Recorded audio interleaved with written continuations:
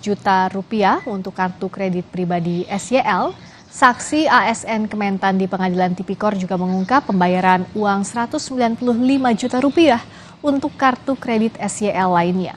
Padahal saksi menyebut tak ada anggaran di Kementan untuk kebutuhan pribadi SYL. Yang tadi disampaikan atau lain lagi itu yang 200? Lain lagi untuk saudara sendiri saya ya? Ada. Berapa saudara? Saya 95 juta dan 100 juta. Pernah juga 95 juta? Iya. Itu disampaikan oleh penjerjang tadi sudah bilang ya? Enggak.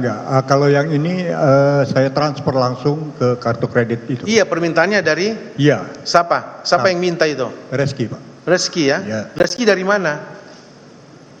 Mungkin dari Panji gitu, saya juga Jangan mungkin yang saudara. Jadi saudara perintah dari Reski langsung ya?